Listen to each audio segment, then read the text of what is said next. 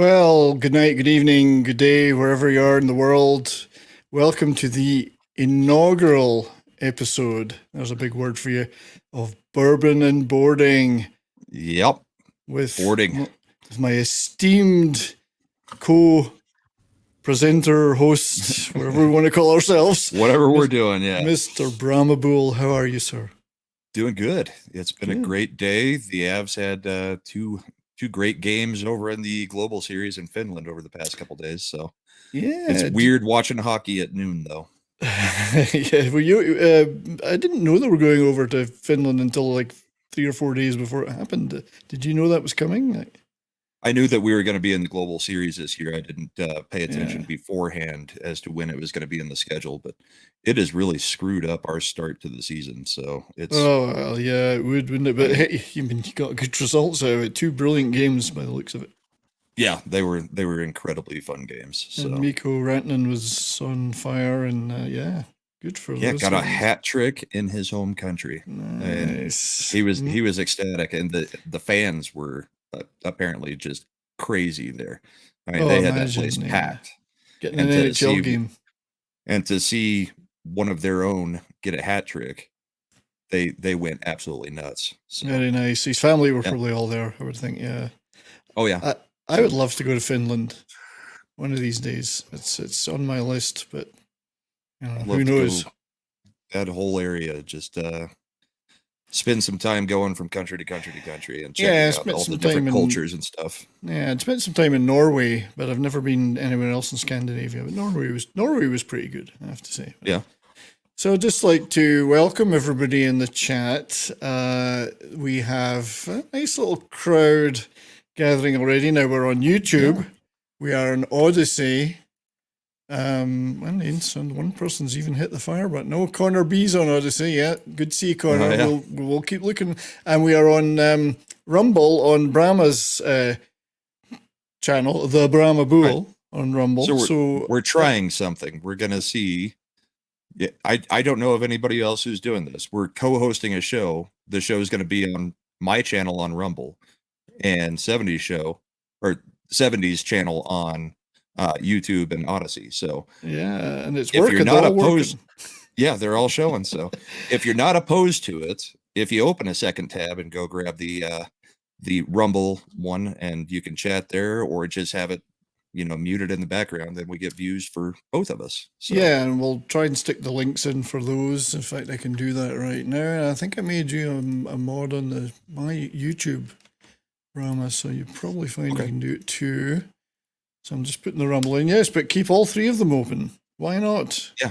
There's a little slight delay between them as well, so you might have a lovely cadence there. Just click mute on them. Nobody needs to hear us 3 times in a row. That's So it's asking too much. Well, yeah, I know they might crave our voices. I mean, you've got that elegant rasp of the smoker, and I've the Scots brogue. So yeah. So the title of the show, of course, is Bourbon and Boarding. So we're not just going to sit and talking about hockey here. We're going to be drinking quality liquor. Fancy liquor, yes. I would say. So I'm just about to get around to that. But just a quick hello then to everyone in the chat. We got Joe's Atmosphere. Yeah. How are you doing, buddy? Good to see you. Another Bruins fan. We're inundated with Bruins fans. Yeah. We got Pope Metallicus. We got who else? There's a couple of other guys. Joe Metallicus, and a couple others have mentioned them. Yeah, there's been who is it I was talking to that was it'll come to me. Sully, Eric O'Sullivan. Yeah, Eric O'Sullivan. He's a Bruins fan. Mark C with the D is in the chat. He's a Rangers fan, but somebody has to be. Mark D with the C. Mark D with the C. Did I say C with the D? Yeah. Shit. I'm sure he's got a D. My good buddy Mark D with a C. I've heard he's got a D. It's streaming nerves that are kicking in. That's what it is. Our great friend Courtney is here. How you doing, Courtney? Hey, Courtney. Good to see you. Yeah. Chris Mead, and he's rumbled Brahma, which is great. Good work. Thank you, sir. Good to see you. Our great friend D. Bud Martin. Sharks, huh? Sharks. Who else we got? Small Town Republic. Good to see you. What's Chris saying? You guys seem familiar. Are you in that 101st Dix division? Well, I'm coming up from the rear. I come up from the rear. If you had our age together, it's about 101. That's right. Brahma is in the forefront. He's in the front lines. I'm bringing up the rear. I got lucky. Oh no, good for you, mate. You do a great job. And it's been fun. It's always a pleasure to watch you on there and to make memes of you and make memes again of you. Yeah. There's a lot of that. Indeed. But thanks for joining, everybody. So yes, bourbon and boarding. So today, this is a drink that you recommended to me, and I had a little bit of trouble finding it. I actually had a friend went down to Vancouver, and they found it in one store in Vancouver there. And this is the 1792 small batch. From is it the Barton Distillery? I think Bardstown. Hang on, so I've even got a screen here. I think we can let me find it. There we go. So so there it is. So it's the Barton 1792 Distillery established in 1879. So I almost remember that. And continues today as the oldest fully operating distillery in Bardstown, as you said, Kentucky. Situated in the heart of bourbon country. Now, I've been to the George Dickel. That's the only one I've been to down there. But that was pretty good. Dickel can be good. Dickel can be really bad. But almost all the Barton stuff that I've had, I've really liked. I mean, I've got a bit of the 1792 line back here. All right. Well, and they're all fantastic. Yeah, we got the Bottled in Bond. Oh yeah. We've got a single barrel. Almost empty. Yeah, I've got to find another one of those. A store pick, full proof. Oh, nice. Let me just. That one comes in at 125 proof, whereas the small batch I think is 93 proof. So okay, that one hits a little bit harder. Got another full proof. Oh, that guy is killed. That's dead. It's dead, Jim. He's dead, Jim. Then one of the hardest ones to find out of their line, the aged 12 years, 1792. So that's the highlight of the 1792s. I think there's one that I'm missing, which is high wheat. So, okay, well that's one. There's sweet wheat is mentioned on their website. So there's the sweet wheat. It's just a little small, I know, but I have tried it. That's probably the one I was least impressed with was the sweet wheat, but it's a good line of bourbons. Yeah, I'm not sure I particularly like my liquor to be too sweet, so but anyway, I've not opened this. This is truly a premiere. Yep. Ooh, nice squeaking noise. No Smell the cork. Very nice. So, yep. Courtney's behind, she says. What about your behind, Courtney? Ha. So let's go back to, so I'm going to pour some now. I'm going to be a little bit of a pour here. This is usually when my hands shake so much. The neck pour. The neck pour. Okay. Because the show is more liberal than the bar. A little more. Yeah, give you that like that much. Yeah, like, just a little bit. Okay, give me a real drink, So let's have a look at that. Let me just throw this solo up on the screen, and it's a bit dark in this room, so it might be difficult to see the color particularly. But there you go. It's back here. Bit of a sniff. It has pretty good legs too. It stays up the glass about this high when you swirl it. So and then slowly drains down. So very oily. Well. Thank you for recommending this one. Cheers, and here's to our show. And here's to the chat for joining us. Thank you. Yep, brand new show.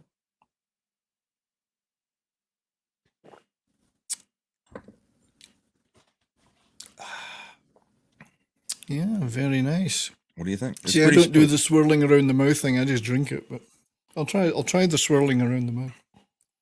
Yeah, if you can handle neat bourbon swirling.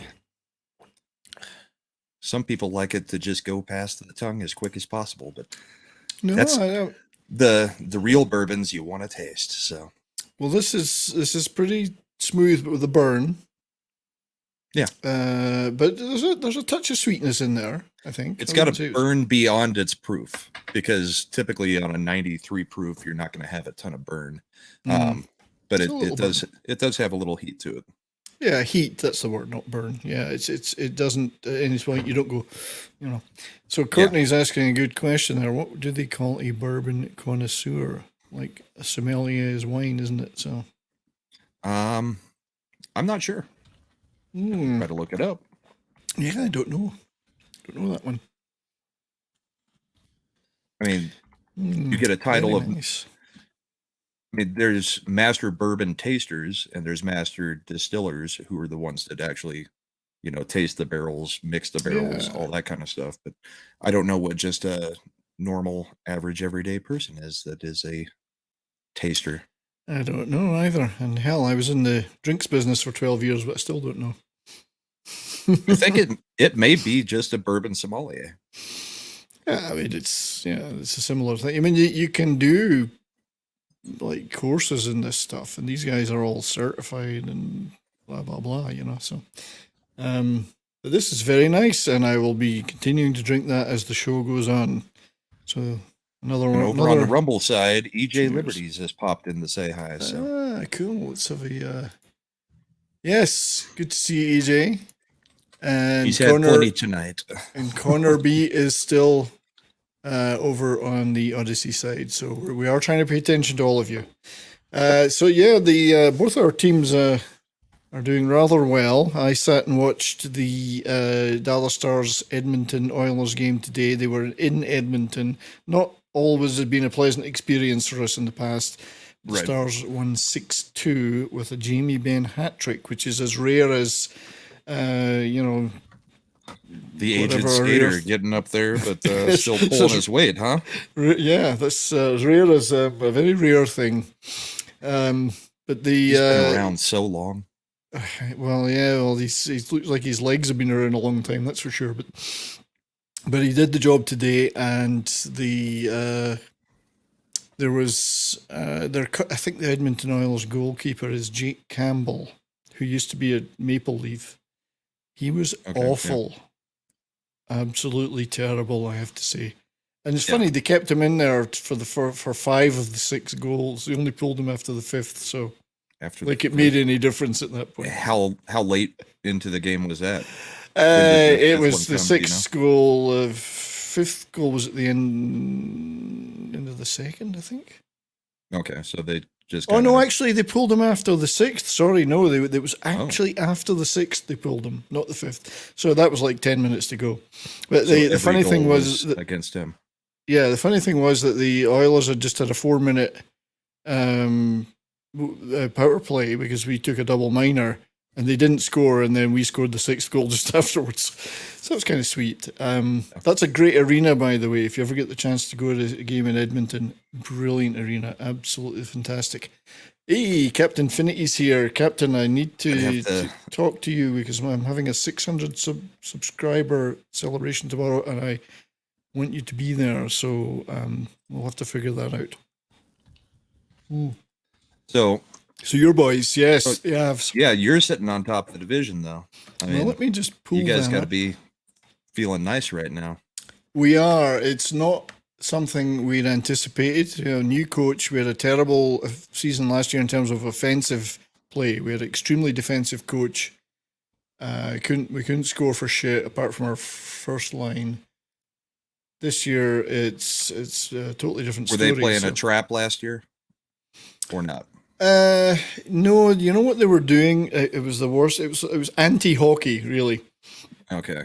So what they would do is they were being coached to, as soon as they got the puck in their own zone, dump it up the other end and change. Yeah. They don't bother trying to do anything. Dump and change. Just hope for some breakaways. Yeah, we were the icing kings. It was just iced. It was terrible. We'd collapse back on our own crease as tight as you could get and try and just defend. And defend one goal leads if we were lucky to get a goal, whatever. Never worked. Yeah. So it was anti-hockey, I would call it. It was 90s style hockey. Oh, it's terrible, yeah. And because the not necessarily the old clutch and grab, but the old let's just play defense, hope we get one breakaway, and then don't let anybody do anything all night. That's neutral all zone trap and everything. Yeah. And the coach was Rick Bowness, who's now at the Winnipeg Jets, and he's like the longest running coach in hockey. Yeah. So he was playing 90s hockey. Yeah, he was playing 80s, 90s hockey. It was terrible. We may want to drop the highlighted chat so that we're uncovered. Oh, sorry. That's fine. It's just what happens when I'm trying to do everything myself. Where's our producer? We don't have a producer. I'll get talks on it. We'll get talks on it, yeah. So the current Western standings, Dallas are, by some inexplicable reason we would never have predicted, are top at the moment. We've won 8 games, and all 8 of those, we had a 2-goal winning margin, and 7 of them, it was 3 goals plus. Well, yeah, so you're at a plus 19 differential. Yeah, that's why you're at the top of the list right now. Yeah. And you guys are picking up now. So Colorado are picking up. So today you won both games in Finland, yeah? Yes. Yesterday, I believe it was 6-3, and today it was 5-1. So, yesterday, Rantanen got that hat trick. We were actually up. If I remember correctly, they scored first, so it was 0-1 them. Then we scored 3, and then they came back. It tied the game, and then we just pounded them in the third. I mean, we hammered home 3 and just sat back and laughed. I mean, there was an empty netter, and actually it was a very cool empty netter because McKinnon had a wide open shot on it, and he actually ended up skating it around just a little bit so that he could make a pass to Rantanen, so that Rantanen could get that hat trick. Yeah, nice. Get the hat trick in front of the national crowd. His home crowd, yeah. Nice. It's a classy move. I mean, hockey players do that a lot. If somebody's got a chance for a hattie, they'll try to get. They do try to feed them. Yeah. I've seen that happening. Yeah, that's a nice thing. Oops, we've got some. Hang on, let me just remove those. We got some bots. Yeah, we got bots. If there's a few mods in the chat, they're getting aggressive lately. They are. So Mike DiCarlo just got home from the Leafs game, got a win. So they beat Boston today, which if I actually go to the conference side, Boston had I think in the last 10 or something, they'd won 10 of 11. And they obviously got beat by Toronto today, who have not been having the greatest time of it, I have to say. Yeah, but yeah, Mike, are you a Leafs fan, or did you just go to see the Leafs playing Boston? Just curious, because the Leafs fans are some of the loud ones in the NHL world. Well, everything about the Leafs is magnified because of the expectations, because they've got the most money in the game, and the fact they haven't won the Stanley Cup since 1967. Yeah, which I'm sure we'll mention every week. Sorry, Mike. So the expectations and the media there in Toronto, because I used to live in Waterloo, which is near, it's about an hour and a half out of Toronto. The expectations are enormous. So, I got the very first Rumble rant on my channel from EJ Liberties. I wonder if we can for $10. We can highlight it and put it in the YouTube chat, and then you could highlight it and bring it up. That's about the only way I know of to do it. I'm going to give it a try. Oh, you're doing it? Okay. Yeah, I got it. You can do it too, but I got this one, but yeah.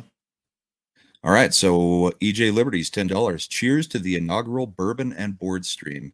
Thank you very much, sir. That deserves another drink and a cheers. EJ, thank you very much. That's awesome. One of these days I'm going to have to set up a Cash App thing or something and get some donations, because I haven't done that yet. I'll do it next time. I'll do it next week.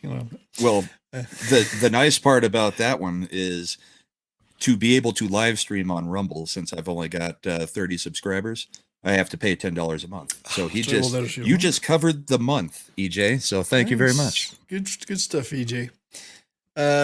Yeah, so the Leafs have always got a lot of expectation, and they're down in 9th there. 1-2 in a row now, though, so you never know. I mean, they've got that great, got Matthews and so on, although I have a little Matthews thing to show later, which we'll have a discussion about whether it's, some people might say he was being a bit of a bitch, others might defend him, I don't know. Cotton Raid. We have the Cotton Raid. Cool. Good to see everybody. Awesome. Panda Power, Papa Cotton, Red Shirt, Creature, thanks for coming in, guys. Lobo 12. Thank you for coming in, Dragon Rays. Snow Dub, my buddy. Peter Venkman. Wow. Good to see you all. Since this is the first stream we're doing, we'll go over kind of what we're doing again real quick. So we're co-hosting the stream. We're doing 70s is doing the Odyssey and the YouTube, and we're doing it on my Rumble channel. So if you feel so inclined, if you go to the to my Rumble channel and open it as a second tab and just mute it or whatever, or chat there, be happy to have you, and that way it contributes to both of us. So we're doing a test, see how this works. We're doing the test. It's working. Everything seems to be working fine. It's obviously tough to watch all three at once and monitor them, but we're doing good. So to go back to the West, funnily enough, despite how well Dallas are doing, Vegas are still sitting top. Oh, yeah. With 22 points. Now, I always keep expecting them to drop. They were off to that great start when they got the franchise, because they got all that people didn't know. It's been so long since there'd been a draft, new franchise draft, that people an expansion draft. Up. Yeah, expansion draft. There were a lot of teams that were trying to dodge things during that draft, making side deals and stuff, and that is part of why you don't see Seattle in that first year being quite as strong, because they changed some rules to make sure that people weren't exposing specific players just to be able to get around some salary issues. So, because there were teams that were like, we'll expose this player if you promise not to take him. We'll then expose these other players too, and you can have whatever you want from there, but help us dodge the salary cap a little bit by letting us expose this player with an agreement that you will not take them, and we'll figure out something down the road. So Vegas, the expansion draft for them was massive. Oh, they just did so well. I mean, they stockpiled so much stuff and picks. Yeah. And they had players. I actually never understood how they've managed to keep to the cap, because they had so many players. And it must have been madness. They were putting guys on LTIR that I don't think were. Well, and that's a trick that Florida and Carolina have been playing for the past few years a little bit too. Yeah, I think I'm pretty sure Florida is. I'm not sure if Carolina was too, but there's some teams that were doing that. The Avs actually had the choice to do something like that at the end of last season when Landeskog was out for like the last month of the season. They could have put him on long-term reserve and then brought him back for the playoffs. But I'm pretty sure we left him on the actual roster because we weren't screwing around like that. Because last thing you want is to have a great season invalidated by an illegal, salary cap move to a degree. So, or to even call it into question. Yeah, and I just don't know how some teams get away with it. They really, the system is being played hard by certain teams. But I guess fair dues if they can get away with it. And the NHL doesn't mind. But so Vegas, I keep expecting them to crash and burn one of these years, but they're still hanging in there. They weren't that great last year. I mean, they were good, but they weren't great. I mean, that was the only season. Did they make the playoffs last year? Did they barely squeak in? I'm just trying to remember. I don't think they made the playoffs last year. I think they last year being like 4 months ago. I thought they maybe did get in. I know the two wild cards were both Central teams, so they must, to make it, they would have been in the top three in the, I don't know. I think they lost it on the last game of the season. I think they had a chance to get in. That's right. I think they had a chance if they had taken that last game. Dallas scraped in, they didn't, Because me and you were watching Dallas pretty closely because of obviously your interest in Dallas. Yeah. And yeah. But so yeah, the interesting one though in this list, I think, is third place Seattle, the Kraken. So they have surprised me. They've won some good games. Last year, obviously, they didn't have a good expansion draft because teams were wise this time. Yeah. But they've picked up a bit and they've won 7 games. That's not bad. Well, yeah, they took our goalie last year too. I mean, that's one thing that the Avs have done over the past few years is Sakic will not pay a goalie. I mean, Grubauer went to Seattle in free agency, and that was after he was we were considered a cup contender, and we were favorites for it the next season. And he was the Vezina for the Vezina for the goalie, yeah, Vezina for the goalie. He was a finalist for the Vezina that year, and Sakic let him walk. And then we bring in a brand new guy from Arizona that Darcy comes in, and we go to the Stanley Cup Finals. And Darcy put up good numbers in Arizona, but the defense sucked. So we were expecting a lot out of him because our defense was. Are we talking Darcy Kemper or a different Darcy? Yeah, Darcy Kemper. Who am I thinking of? Darcy Kemper, I don't think was in Arizona because he was in my fantasy team last year, but I can't remember. I thought he was a Avs last year. He might have come from Arizona. Saying. All right, sorry, I'm thinking from Arizona when Grubauer. I forgot. Yeah, when Grubauer left. So Darcy was our goalie for the Stanley Cup run. So for the other new people who've joined, Creative 22, Mr. Stephen Ransom, good to see you, buddy, and various others. One of the things about this show is why it's called Bourbon Boarding is we drink, and today we're drinking the Barton Distillery 1792 small batch bourbon, as recommended by Mr. Brahmabull, the elegant smoker and drinker. It won't always be that we have the same bottles, but we will always be drinking something. We'll always be drinking some some fancy liquor. Mm-hmm. That's why the girls used to nickname me Drambuie, because I was a fancy liquor. Yeah, so, 70s is trying to talk me into some whiskeys too, instead of just bourbons, I believe. Some scotch. I'll get you into them all. I've got one on the shelf, but it's just monkey shoulder. I mean, it's a It'd be all right. But anyway, looking down at the bottom, it warms my heart to see the St. Louis Blues rock bottom.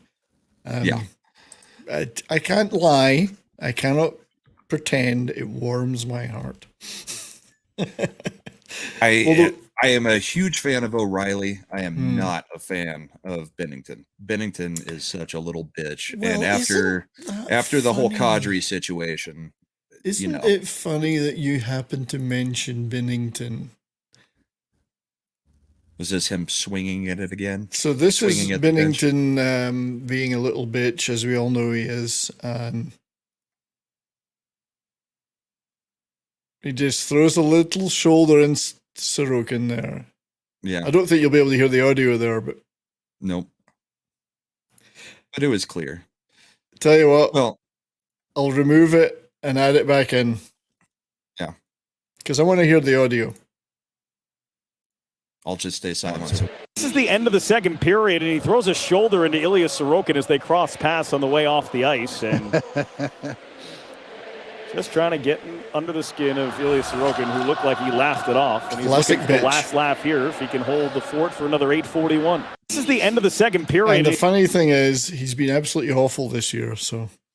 Yeah. I can't stand Bennington. And the thing about the Blues being at the bottom there, of course, the last time they were at the bottom of the bloody West, they went on the fairy tale.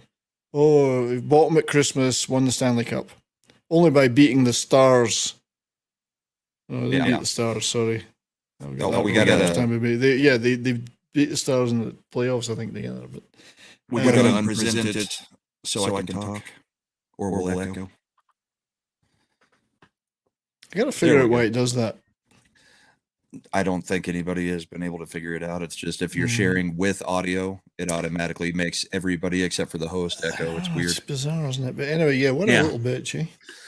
Yeah, I mean, there was another incident with him just a couple days ago where he was skating by somebody else's bench and started swinging his stick around at the people on the bench again as he was going off the ice. And it's like, dude, last year, I mean, him and Kadri had, quite the battle. They were not Bennington was not happy because Kadri got that hat trick after they considered it an illegal hit that should have gotten Kadri suspended yet again when it was a pretty clean hit. Then Kadri goes back after getting all the death threats, and he gets a hat trick in the game in St. Louis. Bennington was pissed. Bennington, was taking swipes at him all night. And then during Kadri's interview at the end of the game, he walks by and throws a bottle of water at him. And Kadri looks over and the people are asking him, what was that? And he was like, Bennington just threw a bottle of water at me.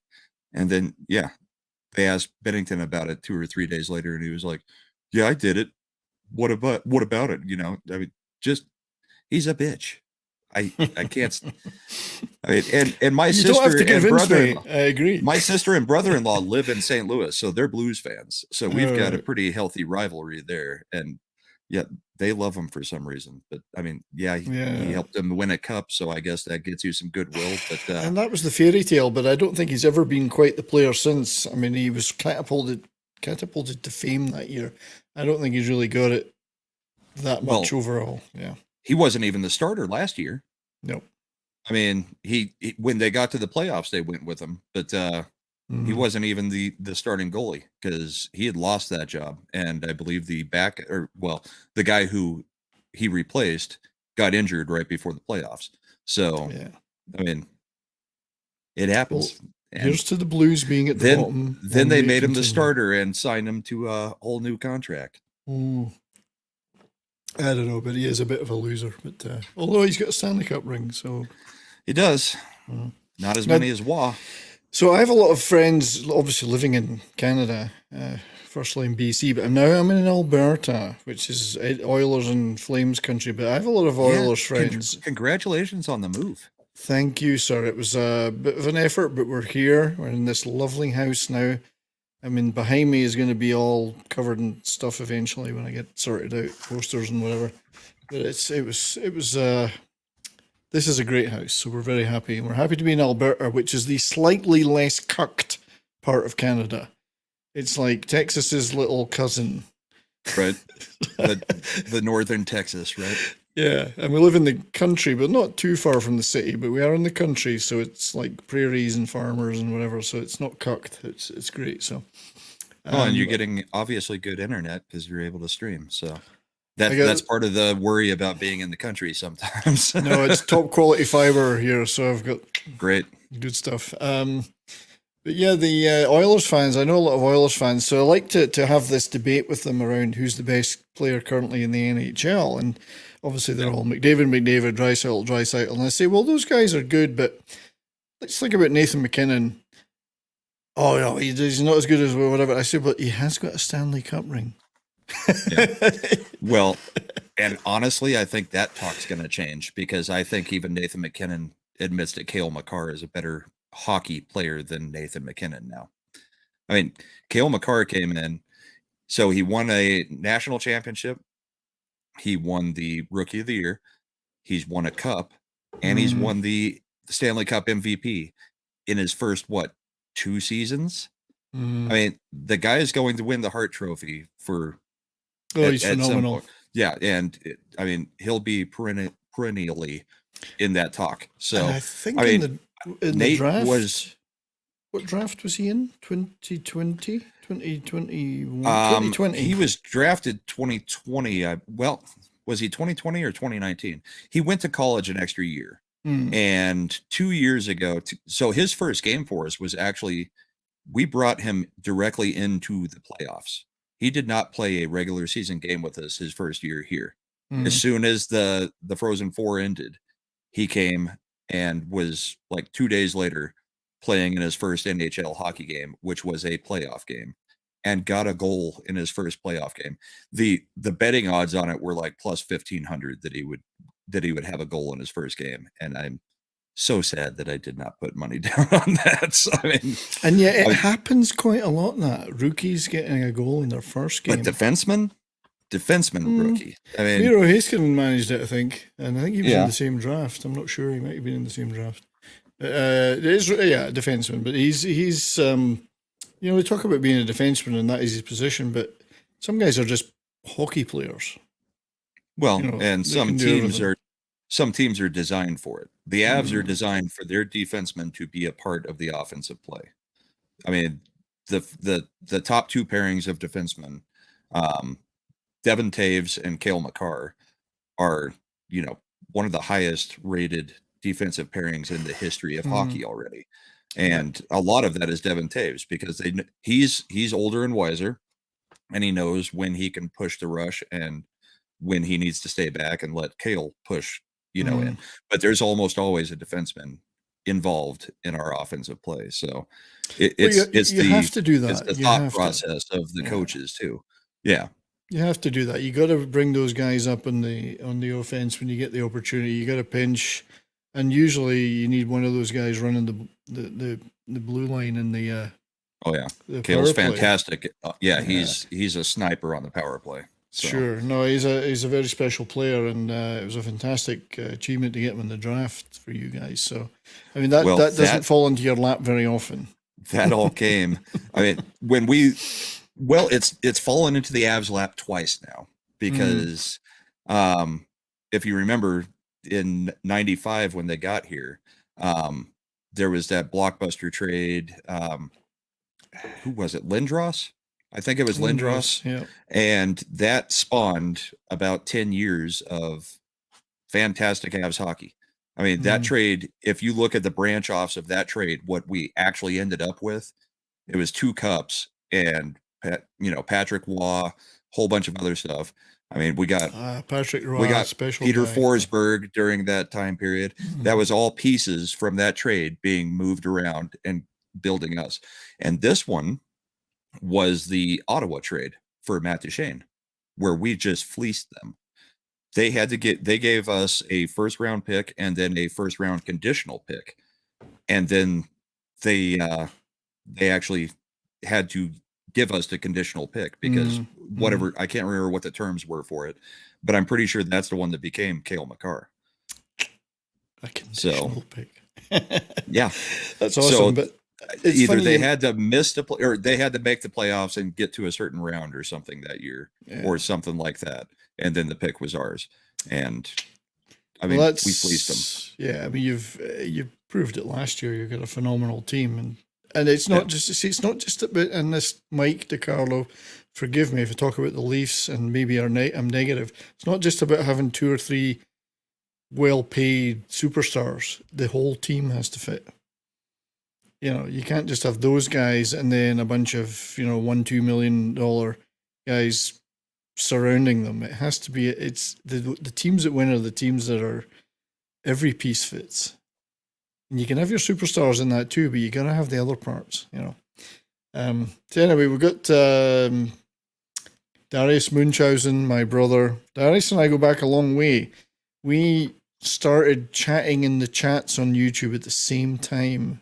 Almost to the same day, because I mean, I don't know about you, Brahma, but my YouTube used to be all watching stuff, but I didn't watch live streams. It was just videos. And then I thought, what are these live stream things? Wait a minute, you can type in the side here. You can type stuff, and started doing that. And Darius and I were almost simultaneously did that together, and we've been pretty close ever since on that. Yeah, Darius is a great guy. Yeah, he's my YouTube brother.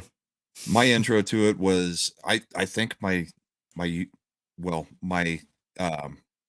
YouTube name goes back to 2015. That's when I signed up. Okay. But I didn't get into live streaming, or I didn't get into watching live streams until 2020 during the summer of lockdowns and the summer of love, and was actually just trying to find feeds of all the riots so that I could watch the riots, because I thought it was pretty fun to watch the riots. And from there, Somehow the algorithm picked that up and gave me D-Day Cobra and Salty Cracker.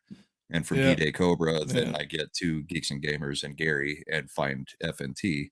Similar from there, to me, mate. Yeah, from there I find Comics Division because he's the most political of the guys, and I'm not a comics guy really. I like pop culture and entertainment, and I want to be a part of this battle, but politics is what I'm actually interested in. Sure. So I go on a Comics Division live stream in March, and then it's been 7 months of being on Comics Division's channel now. Oh, it's great. You're doing it's been a wild job, it's been a wild ride. I mean, it's fun though. I mean, I'm not doing a ton with my channel. This is the first thing I've ever done on Rumble that's exclusive. Well, I'm glad that you've chosen to do it with me, mate. I mean, this is something we've talked about for a long time because of there's not that many of us in this fellowship doing hockey, and right. There's a hole in the fellowship, and that's sports. I mean, yeah, we've got Sports Wars, but they don't touch hockey. And you're in Canada. So I mean, hockey's the thing there. And although I don't watch a ton of hockey outside of my team, I mean, I do pay attention. So I think it is a fit. And we've always had very, very good discussions, I've thought. So I mean, yeah, it's a good fit. We'll see how this works out. I think it's going to work out. So have you been into hockey since you were a kid? I mean, is that something you've always been into? Well, I grew up in Colorado Springs, so we didn't have a hockey team until 95, 96 when the Nordiques came out here and became the Avalanche. And so I had never watched hockey before that. I had never seen a hockey game. And that year we won the cup, the first year they were here. And that was the first actual championship of any kind in Denver. The Broncos had never won the championship of any kind. The Rockies obviously didn't. The Nuggets, whatever. They're the Nuggets. I hate the NBA. But so that automatically piqued the interest of quite a few people here in Colorado is holy crap, this team's great. And, we're seeing them do things that they're not an expansion team. Obviously, it's a team moving. But typically a team moving is one that's in trouble, not one that's, stacked, loaded, and ready to go. So none of us really knew what we were getting if you didn't watch hockey before that. So I caught on about halfway through the season, and then, that's when I got hooked.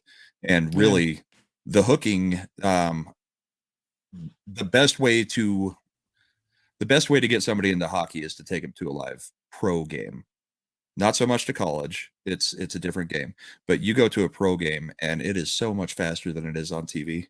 And on TV you see the line changes and stuff, but at going to an NHL game, watching those guys come on and off the ice, I still don't know how announcers do it, because half the time I know everybody on my team, and half the time I'm trying to figure out who's on the ice at any given moment, because they're just swapping out left and right. And often you don't know you can't see their face, so it's right. You actually can know a player well in the league without even knowing what he looks like.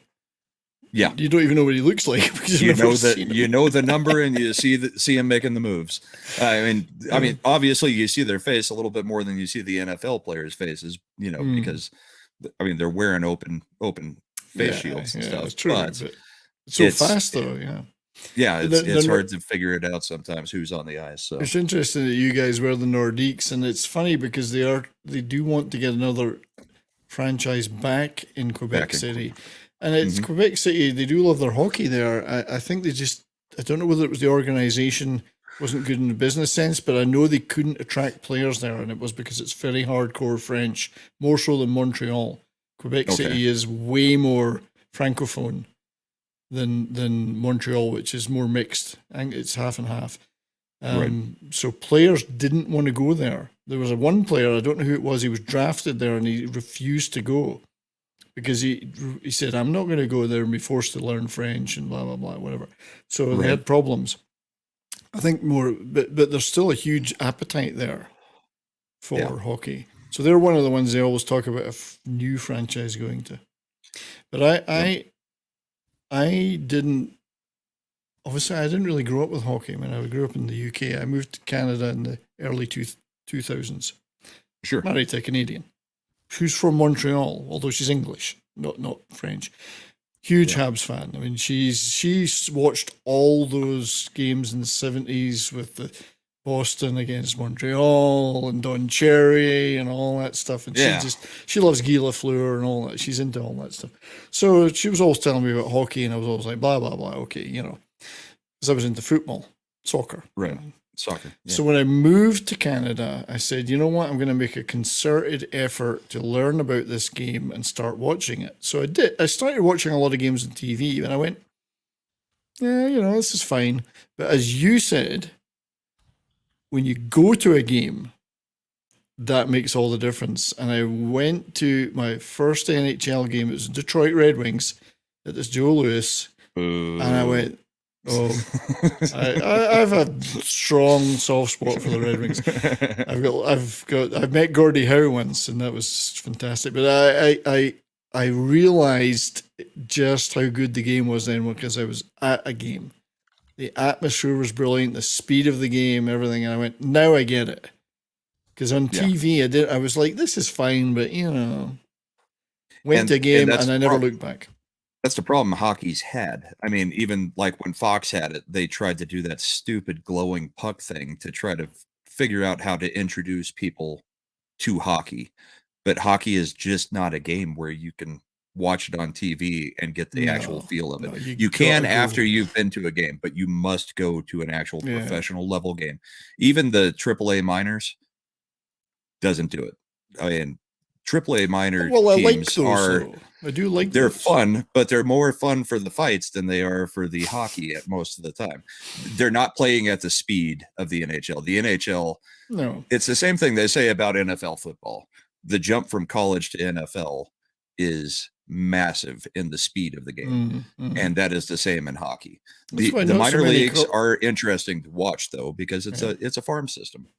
Well, the good thing about it is you see the stars of the future, and you've got the Landeskog shirt on. Excuse me. Yep. And as I was saying to you before we started, I used to watch him play for the Kitchener Rangers when I lived in Waterloo. You knew he was going to be a star of the future. And that's what that junior hockey is good for. So I've always tried to go to a lot of those games when I could. And when I lived in BC, I would go to Kamloops Blazers, and they have some great guys that are up and coming. So, but yeah, it's not the same as NHL. So I started going to a lot of Detroit games. I went to games in Buffalo. Never went to Toronto because the tickets are too expensive and hard to get, which is fine. But the Red Wings games particularly, I actually took a bunch of guys down with me that I was friends with in Kitchener, Waterloo, who had never been to a game, even though they supported Detroit. But until I turned up and said, why don't we just go to a game? It's only 4 hours away. They never went. So I used to take the posse down, and it was a lot of fun. I love the Joe Louis. I've never been to the new Red Wings arena. I got to meet, got to some playoff games with Detroit playoff games. So I was at Nick Lidstrom's jersey retiral game, which was phenomenal.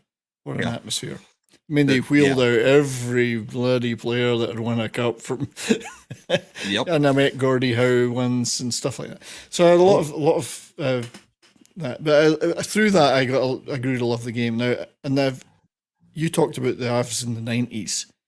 I've had to go back and learn about that stuff. Like who were the guys that won stuff? Who were the rivals? I mean, the Avs and the Red Wings, huge rivals. Oh yeah, that was huge. They did a 30 for 30 on that last year, and it was a fantastic 30 for 30. They actually had Darren McCarty from the Red Wings and Claude Lemieux, who really were the spark that ignited that whole feud, and that feud went on for a long time. And it amazes me how stupid the NHL is sometimes to put a classic feud like that. I mean, sure, it died down a little bit, but they moved us into separate conferences, so you only see each other twice a year, and it means nothing anymore. The Wings bounced about between the East and the West a bit. Yeah, it was weird. Yeah, so now they're in the Eastern Conference. We're in the Western Conference. We played them one time here, one time there. Yeah, and you lose that spark, don't you? Yeah, there's nothing there anymore. You lose it. Yeah. But yeah, I mean, there were some tremendous Avs Red Wings games back in that day, and so The goalie I've fight had a was the learning. best. It's been a learning process for me, but I grew to love the game because I could go and see it live. And then when I moved to Texas, and I found I could go to Stars games get a season ticket for like $3,500. Yeah. Be row M behind the goal, the Stars shoot twice. That was 3 years of consistent hockey. I could walk to the game, and I just grew to love that organization. They were so good to me, so good to the season ticket holders. Yeah, we've it's been fun the past few years during the pandemic years. Obviously, we got rid of the season tickets because they were still trying to charge, even though there were no games being played at home. But we've got season tickets, me and my dad, and during this playoff run, we sold 2 tickets in each round, and we paid off this whole season with just selling 2 tickets from 1 game of each round. The Stanley Cup final, game 2, it was, I think we got $3,200 for 2 tickets. It's just incredible, isn't it? Yeah. So that paid off the whole season for us this year. So fantastic. Oh yeah, that's good, mate. And I'm glad you've got those. It's there's nothing quite like being a season ticket holder. And I feel for like guys like Mike DiCarlo, who's saying it $207 for 1 ticket for 1 night tonight in Toronto. That's pretty bad. But I mean, you can't even get a season ticket for some teams. You can't get them. They're just impossible. But here's the thing with hockey, though. Sometimes being in I got season tickets in the 300 section. We're up there. I mean, that's the same view that the people announcing the game have. Hockey is an easier sport to actually watch from up high. It's fun to be on the glass every now and then, but up high you see things developing. So there's a thing about hockey where you should definitely try to get at least 1 game in where you're on the glass or really, really close down there, because it's brutal down there. But the view up high lets you watch the game develop. I agree with you. I mean, I've sat in the glass a couple of times. I had a friend that was a season ticket holder in Dallas, was right on the glass. And I used to go and sit next to him sometimes. I said, I want to go back to my seat, because I was like 12 rows up and it was a much better view. Yeah. On the glass, you really get a narrower view, I think. Yes.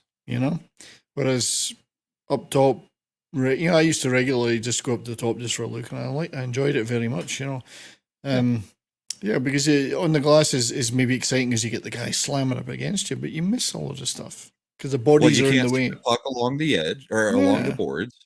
You can only see what's going on the other side of the other side of the ice, really, as far as where the puck is, because a lot of times it's along the boards. So, and I don't know what it's like in the Avs arena. I mean, how old is that arena, or how new, I should say? What is it now? Ball Arena. It used to be the Pepsi Center, but that thing's only like 15, 16 years so it's old. a pretty good. It's still relatively new. Maybe. Is it pretty good up? Is each level, pretty good? Like to watch the game from? Yeah. The only problem with the upper deck, the third level, is the sound doesn't quite reach there quite the right way, so you can't understand what.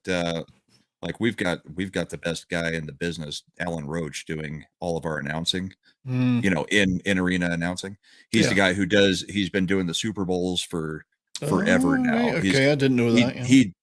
He's a professional. They hire him to go do other major sporting events, and he's our hometown guy. He's also the guy that used to do it for the Broncos. Then he went back to, I think he's doing it for the Vikings now. Doing their game day stuff, because he was originally a Vikings fan, but he still does the Avs stuff. You can't understand a word that's coming out of his mouth, and all of the the gals who have the mic during commercial breaks and they're playing the little games. You can't understand any of that. So not a great place to see a concert. But if they're still fantastic. I bet it echoes. Does it echo at a concert there? Yeah. There's just no speakers directed there. They're directed diagonally from.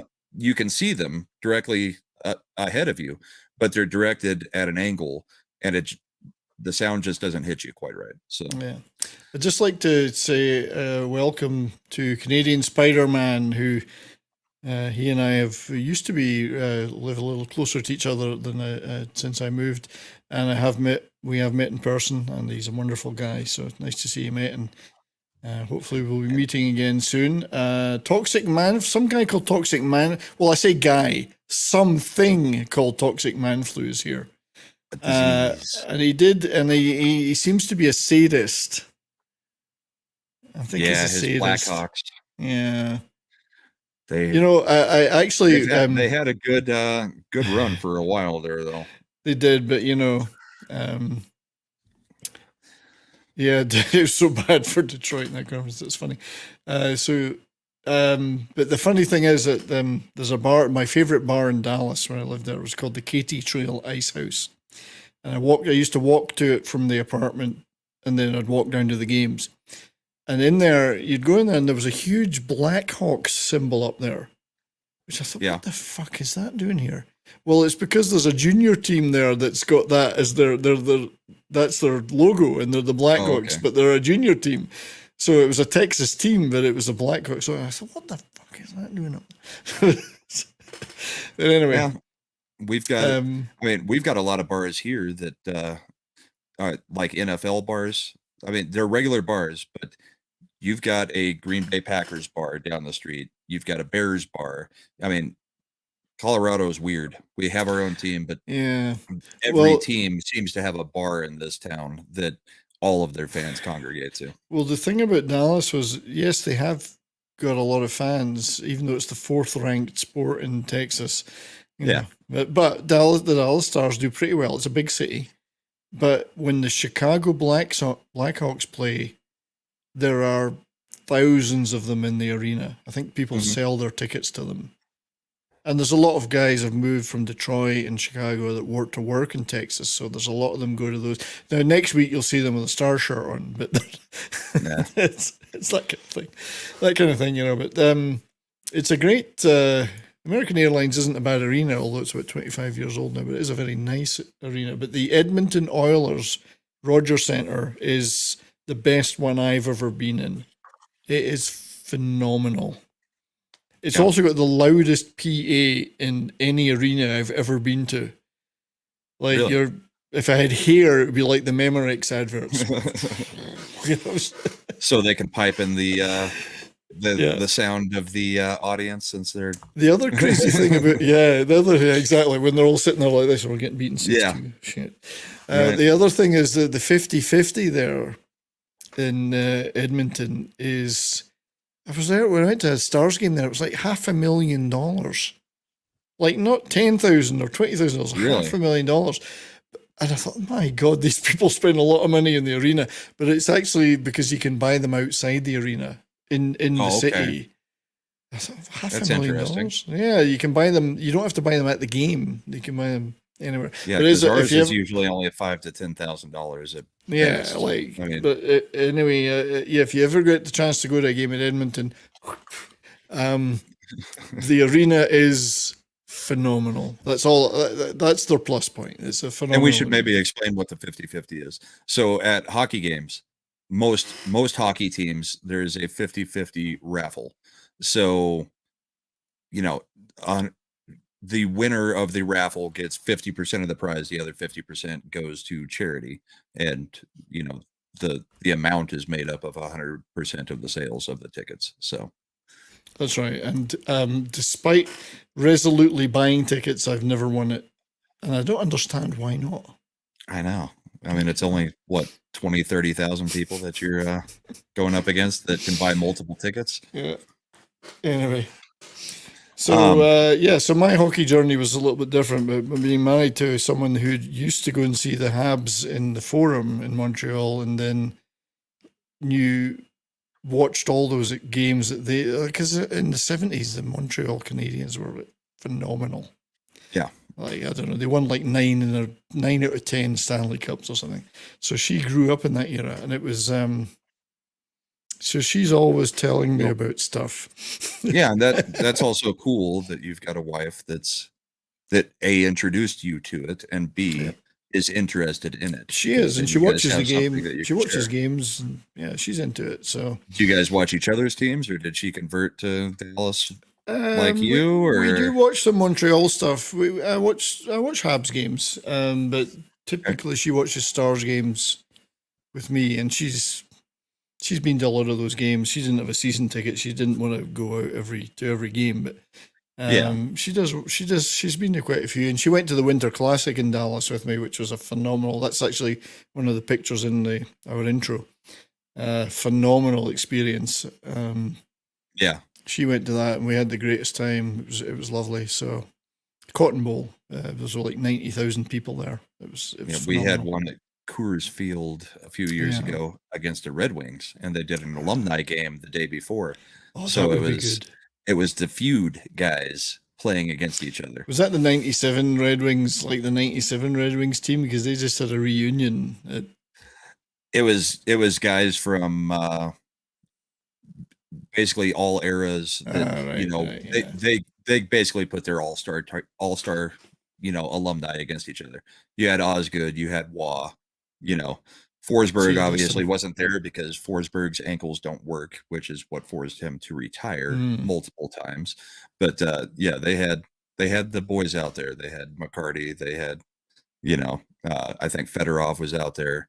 Quite a few of their guys, and we had Sakic, Hayduk. Alumni games are fun. Alumni games are a lot of fun. Well, especially when they hate each other that much. I mean, they still hate each other. They do, but they have fun with it. They're not trying to kill each other necessarily, but there's a lot of piss taking and trolling. Speaking of trolling, I did want to show. I don't want to show any of the goals from the Stars game today, but I did want to show. Jamie Benn. Jamie Benn, Stars captain, is a master troll. Like he's winding other players up all the time. So I'm gonna just try and get this.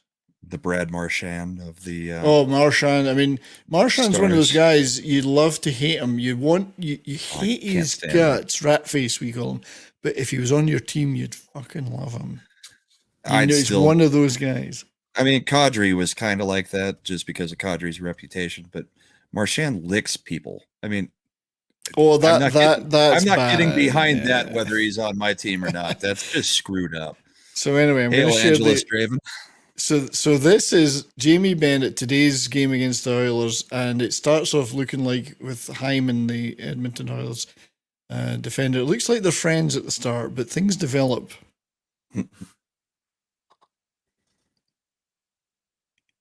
Number 24 has 2 minutes for slashing. And he just knocks the stick out of Jamie. He knocks the stick out of Hyman's and keeps going after him. He just takes the bit and because. But I just love the fact that he's got his arm around him, and Hyman obviously thinks they're having. Sorry, I'll stop this. Thinks he's having fun, and then he knocks the stick out of his hand. Just being a dick to be a dick. Thinks everything's over there, so the camera's not going to catch this. Let's see what I can get away with. It's funny. Jamie Benn is an interesting guy because he's a very quiet guy. It's a lot of hockey players that have got fierce reputations and like that. They're quiet off the ice, but on the ice, they're total fucking bastards. Yeah, and a lot of the enforcers were like that back in the day too. Yeah, I mean, their job was to beat people up, but off the ice, nicest guys on the planet. Right, and most hockey players, if you ever meet them, they're a different breed than the other sports. Yeah. Everything is about the team. Everything is about their teammates. I mean, and that's part of the reason you have fighting in hockey is because you're always going to stand up for your teammates. I mean, that's why they can't get fighting out of hockey, and they shouldn't, because they police themselves to a degree, and it works. It's what draws a lot of people in. It's kind of like watching the wrecks in NASCAR. That's what draws people into NASCAR. I don't personally like it, but I mean, that's typically what people watch NASCAR for when they're first getting into it, from what I've gathered and seen. But I agree with you that there's a lot of people trying to get fighting out of hockey. I think I don't agree with that. I think it belongs in the game. I think the rules around it now are fine. You know, if someone's on the ground, that's it, it's over, or whatever. You know, the rules are great, so stick to those rules. It's an integral part of the game. It's the CTE thing is what they're, trying to say. I mean, same thing with football, same thing really with soccer too. With heading if they want to worry about things like that, they're not going to take out heading the ball. I mean, they're getting compensated for this job. But yeah, I mean, they want to take stuff out of the game, then take out things like guys getting boarded. You know, I mean, I know our show is called Bourbon and Boarding, but far more dangerous than somebody flapping a few handbags around. Although you do get some guys who get some good punches in, but it's part of the game. You know, it's you defend your guy, or you leap in to defend your fellow player, or you revenge something. It's as long as you're not trying to kill the guy, you know. Well, and a lot of times it's also to change momentum in the game. You know, if it's not going well for your team, you may just throw out a guy to go pick a fight just to get, the crowd or get something going for your team. So it's a part of the game, not just the enforcement part, but also to try to shift momentum in games. But yeah, that's true. Yeah. I just wanted to say, by the way, sorry, this Corner B, I know you're still on Odyssey there. Thanks for being there, mate. Appreciate it. And on Rumble, Dragon Smoke 90 is also watching on Rumble on Brahma's channel. So yeah, good. Thanks for being there, mate. Yeah, thank you very much. It very much. Sorry, mate, carry on. Oh no, I don't remember what the point was, but it's like to acknowledge our fans, our adoring fans.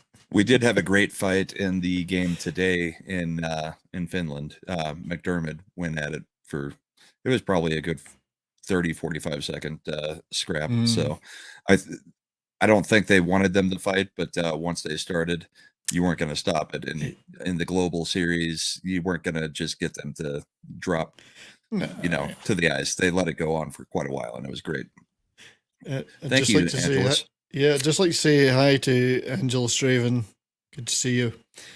We've got some wonderful people in the chat tonight. Thank you all for joining us for this new inaugural show of this trial multi-joint stream drunken hockey fans chatting about shit. Thanks all for being here. We've had no dead air so far, so I'd say we're doing okay. Oh, I think dead air is the least of our worries. So probably the people watching are wishing for some dead air. Well, you're already on drink 3 and I'm on drink 1, but my drink 1 may have been closer to 2 or 3. I think was that drink 1 that looked like drink 10. No, that was the first class. Where are you at in your bottle? We're about the same, but my first 4 was as much as your 3. Yeah, I was more conservative. I'm conservative, so that's why I did. Anyway, cheers to you. Cheers. Well, cheers, I've got buddy. more some. Cheers. Yeah, you have another one. Be my guest. Have another one. There we go. Cheers. Cheers, buddy. Cheers to the chat too. So yeah, fighting shouldn't be outlawed. I think I would be very disappointed. I mean, yes, I know they need to protect people's heads and whatever, but at the end of the day, sport is a physical activity. And well, unless it's darts, but there's always going to be some risk in it. And I think if you take that out, and if people voluntarily get into it knowing the risks, that's up to them. Well, and they have changed the rules a little bit to where, if you guys choose to take your helmets off, then there's going to be a little bit of extra penalty. I mean, there's nothing I hate more than watching like Gabriel Landeskog or Nathan MacKinnon fight a guy with a helmet on, because you're likely to break your fingers more than you're likely that's to right. do any You got to damage. watch your you don't want your high skilled players having their fingers broken, but like McKinnon and Landeskog are our high skilled players, and they're just as likely to fight as anybody else on the team. Well, they're willing to.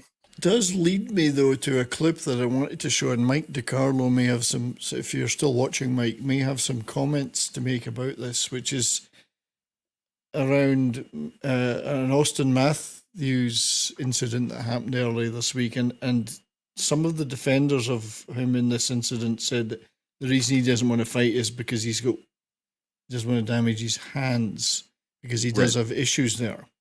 And yet he provoked this particular incident. So I'm going to share this. And we'll watch it and see what everybody thinks afterwards. And let me just, and I will show the audio with this. So here we go. Just as an opponent when you're down. There's Konecny the first time going after it. Matthews comes back at him. There's a couple of hacks whacking back. And that's where Giordano had seen enough and wanted to make sure nothing happened to number 34.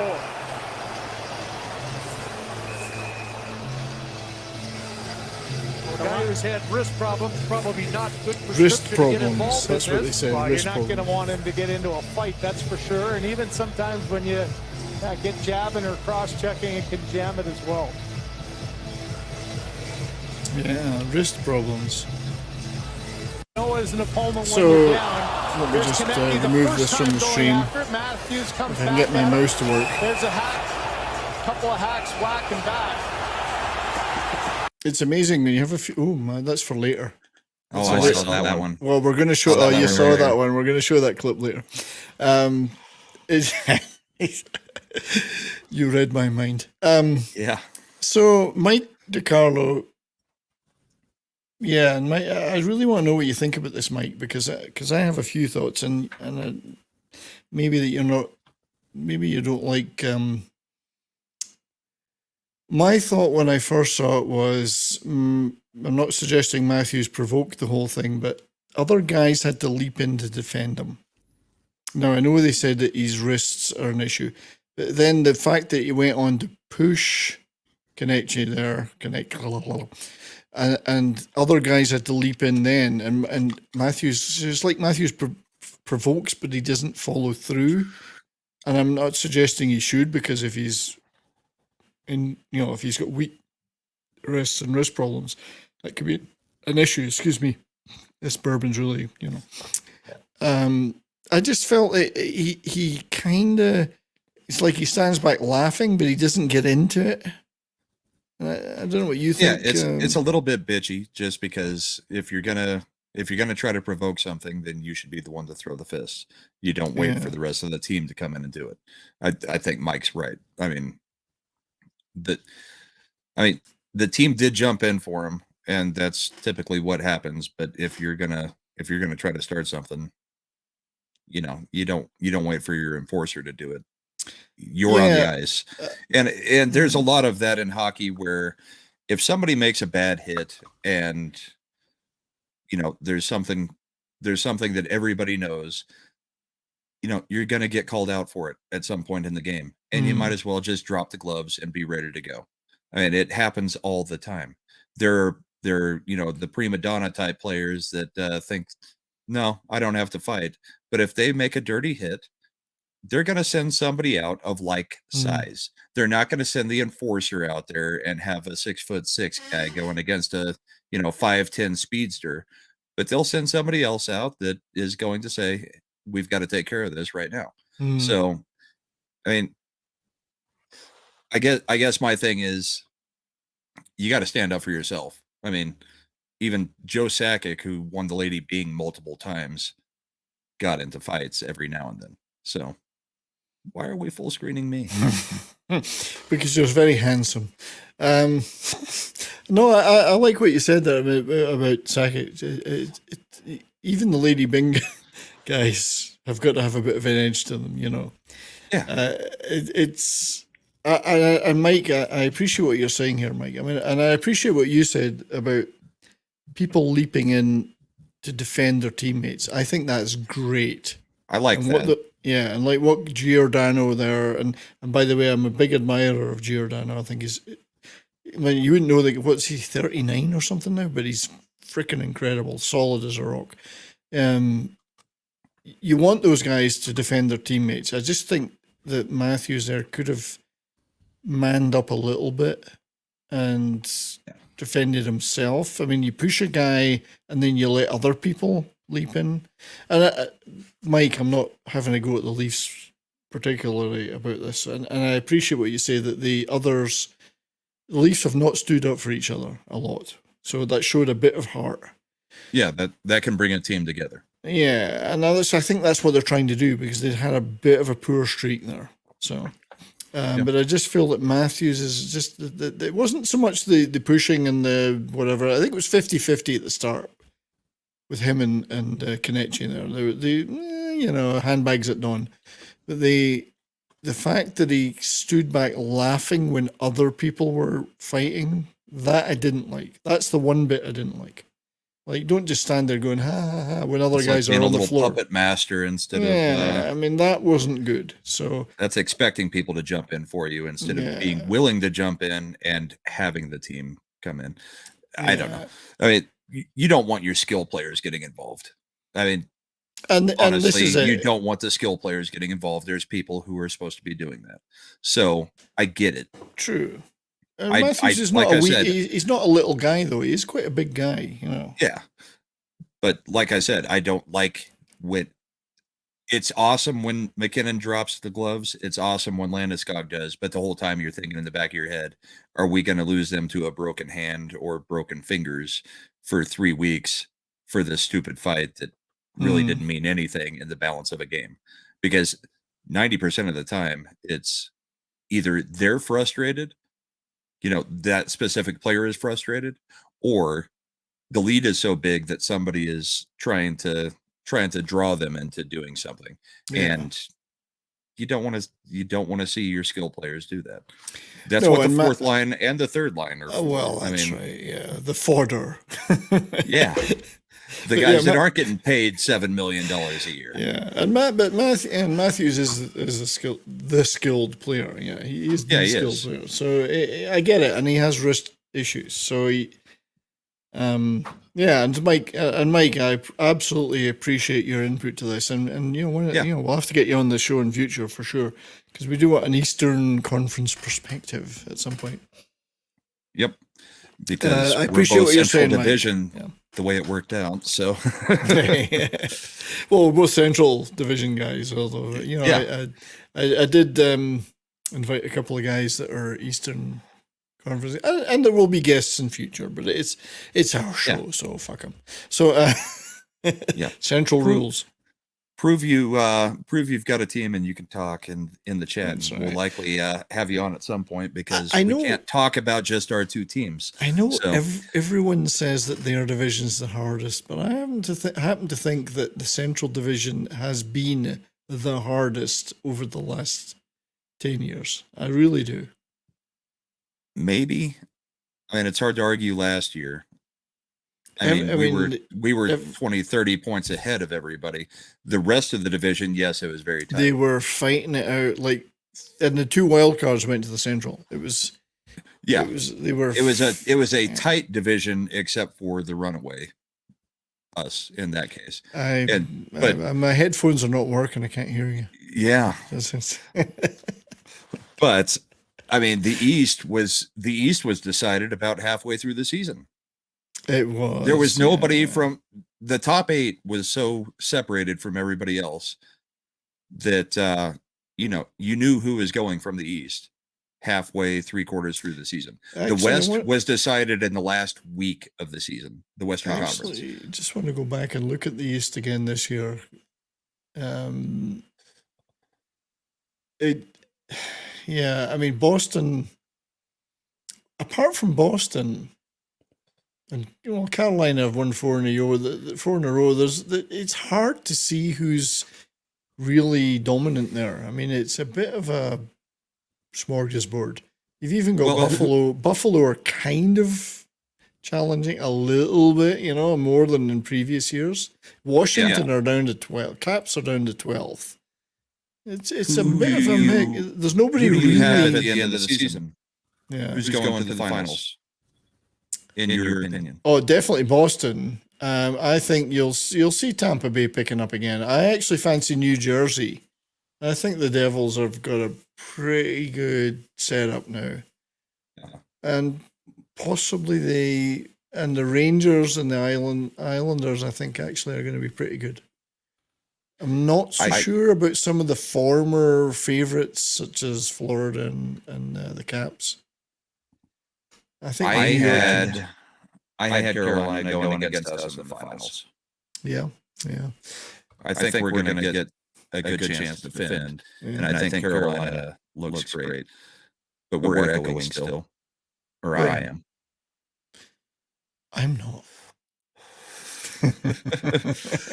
That was my preseason prediction was Carolina and the Avs. The Avs have gotten off to a rough start. Carolina's looking pretty good. So you're talking about who's going to actually make it all the way from the East? Okay. Yeah. So I'm notoriously bad at those predictions. Carolina made a lot of improvements in the offseason. And they were very good last year. They did. If I was to have been asked before the season started, I may have said I have a sneaking liking for the Rangers. Yeah. But so far, there's a huge clumping of teams in the East. Nobody's killing it. It's only 3 weeks in. It's hard to get separation 3 weeks in. Yeah, exactly. I mean, we're at 500 and we're the favorites still this season. I mean, the power rankings have changed. I mean, we're down at 5 or 6, and we're 3 weeks in. I mean, it's just too early. Teams are still meshing together. And hockey preseason is not the same as most other sports. You don't play your guys. I mean, they really don't. It's the people trying to make the team and the third and fourth line. You don't see the big guys come out until the season starts. And for us, at least, it's been hail mad. Good to see you. Mad, I'm not ignoring you, buddy. I just noticed you were in the chat. Mad, I love you, brother. Thank you for being here. Mad, I salute you. We know if you come into the chat, we're supposed to invite you on, Mad, but you can come. I don't even think you like hockey. Mad told me he never watches any stream he's not on, so why is he here? Because I tagged him.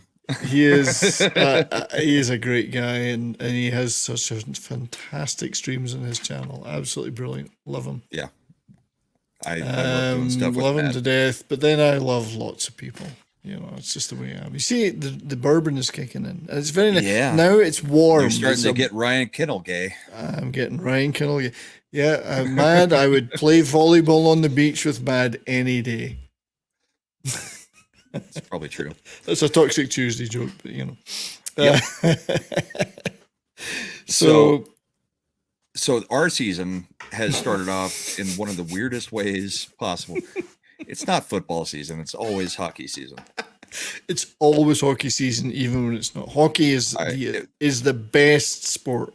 There was only 2 months off for hockey season or so. We went to late July for the Stanley Cup this year, and then you started again went to July, in September. Yeah. Well, the preseason starts in September. Well, exactly. It goes like, and then there was the World Juniors. There was the juniors that were on. Yeah. So there's still hockey. There's always hockey. Football is, Mad seems to be into football because he likes, sweaty and with large shoulders. He likes the Cowboys. He likes the Cowboys. By the way, Although I've been to a Cowboys game. The Broncos. I've been to a Cowboys game in Arlington, and that stadium is incredible. The new stadium, yeah, it's like a palace. That it's unbelievable. Titantron is gigantic. Oh fuck yeah, unbelievable! It's crazy. We were diverting from hockey. We my wife and I went to a Cowboys game there, and we were at the back of the first level, right at the back, with the concourse behind us, which was fine because we had a fantastic view. And we're sitting there and we're thinking, what the fuck is that noise? There was this thundering noise started above us. It was the drum line was on the concourse above us. And of course, there's like 100 drummers. But it sounded like a jet engine starting up above us. It was unbelievable. What the fuck is that? You know, it was the most incredible experience. It's just nothing like it. Still think football's shit, but it was a great day out. So we were going to talk a little bit about the Global Series because yes, that's the thing. So, So yeah, the Avs have had a weird start to the season because I think we're already on our 4th back-to-back. I mean, I think we started with a back-to-back. We had one game that was separate, then another back-to-back, and then we flew to Finland and we had a back-to-back yesterday and today. So, I mean, I think that is a little bit of what has gotten us our disjointed start, because it's hard to get into a flow when you're playing back-to-back, taking 4 days off, playing one game, and then playing back-to-back, taking a week off, playing back-to-back. But it's tough to do that. It's tough to handle that. It really is, because especially at the beginning of the season, you just never start to gel. But against Columbus, the Avs really started to gel. I mean, yesterday's game, I was worried because the last game we had played before this, we were up 3-0 and lost, I think, 5-3. So we gave away like 5 unanswered goals. And then yesterday we were up 3-0, and then they come back 3-3, and then we end up finishing it off. But the Avs have shown that they can lose a 1 game already. And that's a weird stat that is going on this year. So far, there have been more hits than any year in the history of the NHL. And I also, didn't know that. I didn't there know has that. been more comebacks percentage-wise in the beginning of the season than any other season. So it's kind of a weird start to a year. They're saying, I mean, the coaches and the players are saying, we don't see any more physicality really, but the amount of counted hits, because that's a stat they track, is higher than any other start of a season ever. And so are the number of comebacks. So it's been a weird start to a season. And that may be why, there's a couple teams that are starting off real hot and just getting away from everybody, and everybody else is jumbled up, because comebacks of 3 or 4 goals didn't used to happen. The scoring's way up in the NHL in the last few years, and that's a good thing. Oh, everyone wants goals, and I didn't know that stat about the comebacks. That's pretty interesting. Yeah, it's crazy. Hang on. Somebody got it. Yeah, we've got a bunch of mods in the chat, so that's good. We got a super chat from Toxic Man Flu on a Rumble rant on the Rumble side. Cool. Detroit sucks, and he's right. Detroit sucks. Except that's my second team, so it's I mean, the saying in Colorado is the Red Wings suck. But see, the thing is, Detroit we used to have shirts. Chicago sucks, and they blow, which is double the pain. But so you guys really nailed it over there though. So shit, sorry, I removed you by mistake. There we go. Sorry about that. Yeah, we're getting our legs. The weird thing is now we got to fly back from Finland, and I think we've got another long break before our next game, because you've got to readjust to the time. It does make a difference. In previous years, I've seen teams that have had that schedule just kind of, it's been a bit wobbly when they've come back. Yeah, I mean, so they were playing at night there, which was noon here. So that's how much of a time difference there is. I mean, everybody knows. Well, anybody who watches FNT knows kind of what the time difference is for as versus us.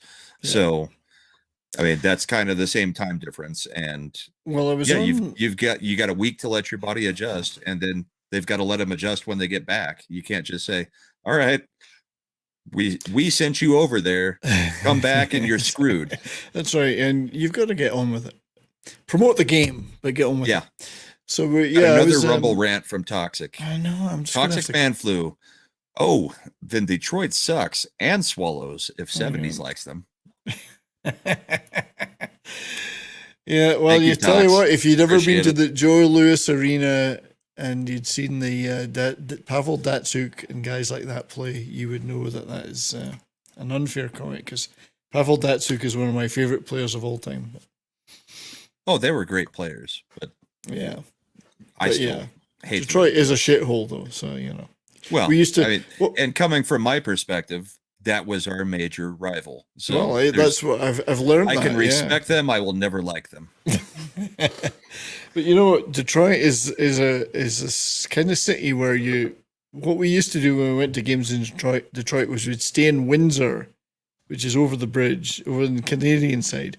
We'd travel over to the game, go to the Hockeytown bar next to the Fox Theatre there, have a few drinks, go to the game, and immediately come back over. Never stay in Detroit. Never take him to Detroit, And then spend the rest of the night in Windsor watching drunken Canadian girls wearing virtually nothing in minus 30 degrees temperatures, staggering around Windsor drunk, and it was hilarious. But Windsor's the most British of Canadian cities. Drunken girls wearing virtually nothing in the freezing cold, staggering about, falling over. Nice. It's hilarious, yes. But the global Windsor, but you're a shithole. The global series this year was overall, I think, a success. We had 2 players that were Finnish, and Patrick, or no, is it Patrick Lane? No, what is the guy's name? It's Liney. Yeah. Have you got Liney? Patrick Liney? No, we've got Rantanen and Lehkonen. They're both Finns, and Columbus had Liney. Oh, they've got Liney. That's right. Yeah. I wonder where. And all of the Finns scored at least one goal during the global series. So all the players that they wanted to highlight that are Finnish players playing in Finland were on the scoreboard. So for the NHL, that's a plus. The people on the teams that needed to be highlighted got highlighted. So I don't know why they didn't. And with the hat trick, fantastic. Yeah, I don't know why they didn't invite the Dallas Stars, because we've got like 6 Finnish players in our teams. We're like Finland 2, Yeah, they're your farm team. Yeah, when was the last time you guys did a global series? Do you remember? I don't think we've ever done one. I don't recall ever doing one, but that's because you're the Stanley Cup holders, so you got to represent. No, we had one 2019, and we weren't even supposed to be in the playoffs the year before that. But that was in Sweden, so that was Gabriel Landeskog's homecoming. So that may have been the reason, because he was a captain of a team. You guys like a lot of free travel, is what you're saying. I guess. I mean, Colorado, it may not be the same way anymore, but the old alignments of the divisions and the conferences, Colorado had to travel more than any other team by like 6,000 miles a year, something like that, because we're dead set in the center of the country. We had to travel to to California and to Florida constantly. I mean, and then you had to travel to Canada constantly. So they used to be a very, very high mileage team. I think that has cut down since they created the new Central Division. Yeah. But then you add in a global series, and probably going to be back up there. That's a little bit different. It's like 4,000 miles each way. Yeah. Yeah. I mean, it's a little bit different, so you can understand it this year. But yeah, it's been an interesting start to the season. The good thing is you did get 2 big wins out of that. Yes, and if you come back and there's been no damage because of the travel, the Avs are, much as I hate to say it as a Stars fan, the Avs are going to be probably leading the Central Division by Christmas, I think.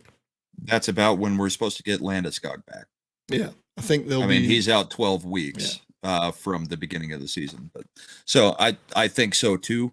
I think Dallas is looking very strong. I think in the West, I think Calgary looks like they could be a great team this year. The things that they've done, especially Kadri going over there and what he did in those first few weeks of the season, they've fallen off a little bit if I remember right, but they've been crazy so far this year. I mean, it's interesting because that's where I live near there now, and there was a lot of angst about them losing Johnny Gaudreau, But I actually think that was a good thing because I don't think that guy's got what it takes to really drive a team to a cup.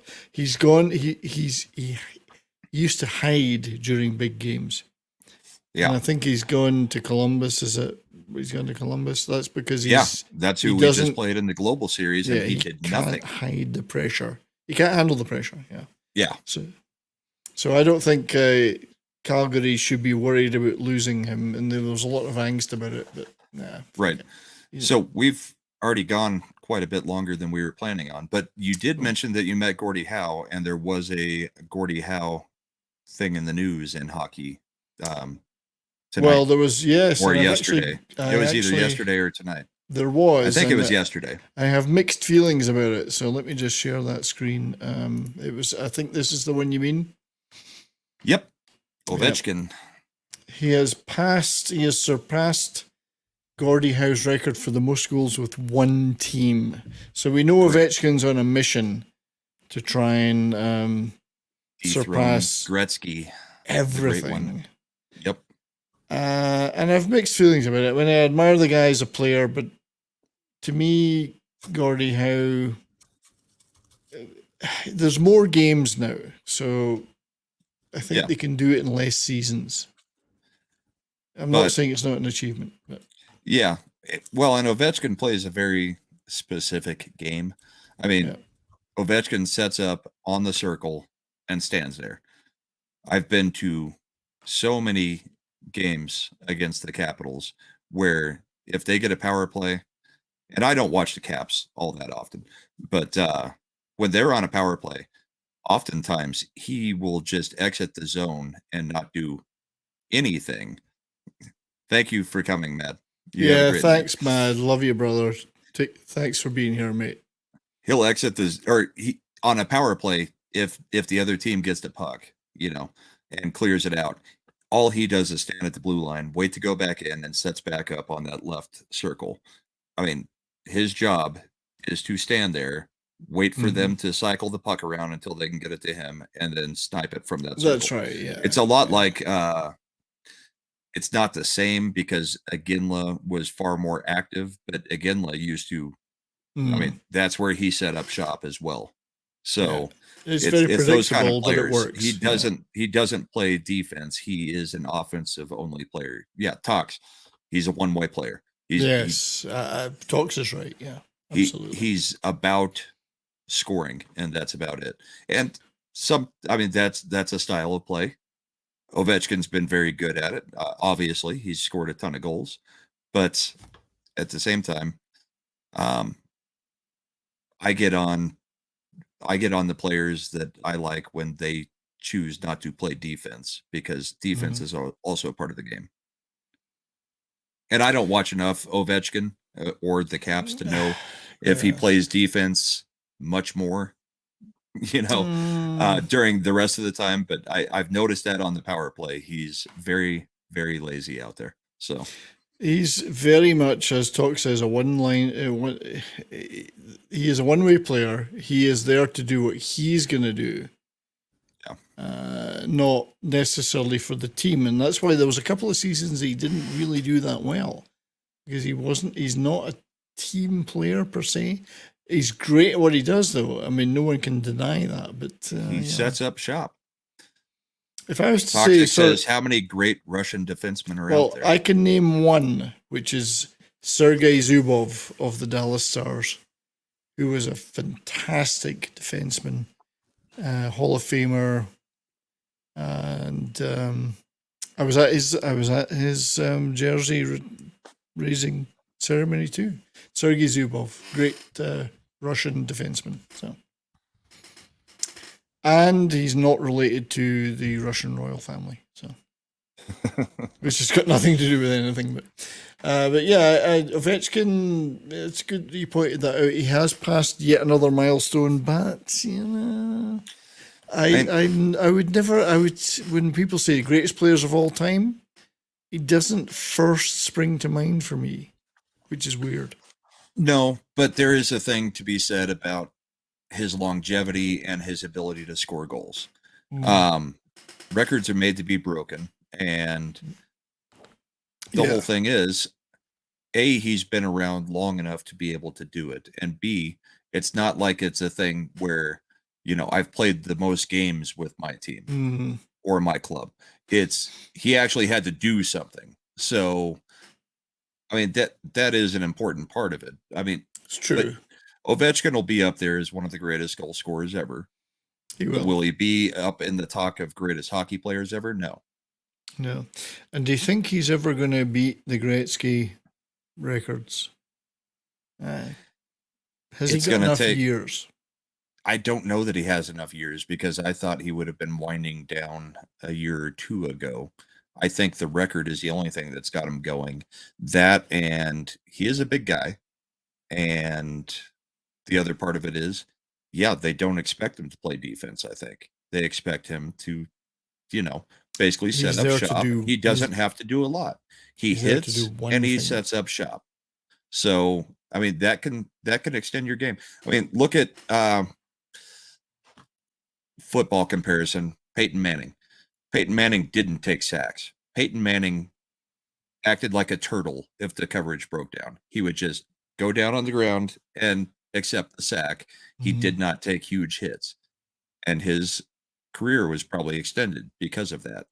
Not as extended as some players, but he did win a Super Bowl very close to 40, if not 40. And then, I mean, that's the barrier for quarterbacks. And he was not good in that last year that he won the Super Bowl. Yeah. The defense won that Super Bowl. But there's a thing to be said for longevity and the style of the way you play. So, I mean, I can't take anything away from him, but at the same time, it's, I just don't think you warm to him in the way you do to a Gordie Howe. Actually, my favorite hockey commercial ever, which wasn't really a hockey commercial, it was an ESPN commercial, was him and Varlamov. I don't know if you ever saw that commercial. I don't recall it, no. So, they're in a dark office in, ESPN used to do those commercials where it took place inside of the ESPN offices and people would just be walking around, sports stars and everything. So Ovechkin is in this office and he's digging through a whole bunch of filing cabinet stuff and looking at different files and folders and stuff. And Stuart Scott or somebody walks in and turns on the light and he's like, "What are you doing in here, Ovi?" And he's like, nothing, just trying to get some papers for to take to somebody else's desk. And he's like, "Okay, that's kind of weird, you're in here in the dark." And then you see Varlamov with the ceiling panel open with a rope sticking down where Ovechkin had come down, and he's like, "They didn't catch on to us. We're still on our mission." I'm going to have to go look for that on YouTube then. It's pretty funny. Got another Rumble rant on the Rumble side. Darius Munchausen, $5. Detroit Red Wings are superior to Avalanche of poo. I think he just wanted me to say it. He did. And you had to say it. That's the thing you're compelled to. I should have done it in Sean Connery. We should have done Sean Connery Detroit all night. Red Wings are superior to the Avalanche. Perhaps next show we'll do it entirely as Sean Connery. Sean Connery and Christopher You could Walken. do Christopher Walken and I'll do Sean Connery. So we're probably going to wrap up shortly. But I did want to show one more video, which I don't think it's got any audio, but it's got nothing to do with the hockey, but fuck it, is my attitude. So we're going to show this video, whether you like it or not. I'll like it. It's going to be splendid. So this was on Twitter. You saw it. You said you'd seen it already, but others have probably seen it. But this is the woman I immediately fell in love and divorced my wife because I want to marry her. So here we go. I mean, is she the perfect woman or what? It is fitting for a hockey and bourbon stream. I just like the upper chest vibrations as she gulps that down. I think it's the diaphragm control that's impressive. In fact, the people watching are quite impressive too. But anyway, I think we all needed to see that. I think it's something that we had to see in this time of joylessness in the world. I think it was something we needed to see, and there's hope. That's what I'm trying. There's hope for the world, and you have another Rumble thingy going on. You're getting all the cash tonight. Toxic Man Flu for $2. Wait, I'm confused. The Detroit Red Wings are an avalanche of poo? I'm going to have to set up some kind of Cash App thing here because you're getting all the money. I'm sorry. I don't care. It's the first thing I've ever made on any streaming day. Outside of, I think the Common Nerd sent me something once, maybe Grant Gregory too. I've paid so much in my time, but yes, I'm still watching this woman. By the way, it's just repeating on Rumble. I'm sure you are. It's finished on Rumble now. So that was good, but we'll probably wrap it up. I did have a couple of other things, but I'll save them. Digital Remnant says bourbon, boarding, and boobies. We should have called it that. Yeah, it's life. Then we have everything that we need in life: bourbon, boarding, boobies. Yeah, if we were going to get the actual boobies, we'd have to have Vince Womack involved. That's right. So, okay, I'll just close all those windows and I will remove this from the stream. So, my friend, I want to thank. This has been awesome. I've enjoyed it. I've had a great time. Yeah, me too, mate. Wanted to do this with you for a long time, and thank you for joining up with me to do this. Do you like the 1792? It's pretty good stuff. I am a big fan of this already. I could drink this all night. It's amazing. The only problem now is we've got to think of a different drink to have next week. I've got a few. Yeah, I don't know if you can find them, but you've got a few too. I'm going to hit the liquor store and find something new then. Yeah. I've got a couple weeks before funds come in to hit the liquor store in the right way, but I did find something that I had never seen. Let's see your wonderful stuff there. I got this one yesterday. I had never seen it in the store. So Peerless small batch bourbon whiskey. I've only ever seen the rye, and I'm not a huge fan of ryes. So I picked this one up for $89, I think. So I'm hoping it's very good, but I haven't opened it up yet. It's an interesting bottle. In terms of the shape of the bottle. I'm hiding it because the wife cannot see an unopened bottle. She will know.